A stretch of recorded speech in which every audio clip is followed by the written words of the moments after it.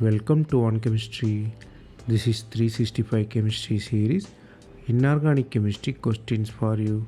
Here they given bromine, penta, fluoride. You should find hybridization and shape of it.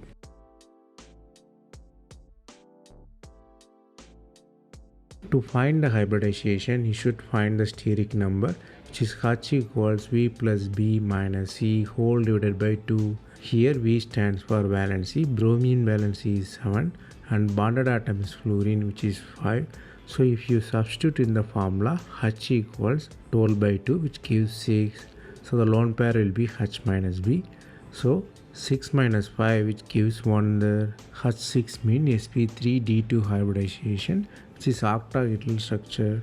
So you have 5 fluorine in octahedral mean you have one lone pair. In octahedral there is no axial or equatorial because all bonds are same. Since you have one lone pair, structure will be like square pyramidal because lone pairs are not visible and they are small. So the shape of BrF5 is square pyramidal.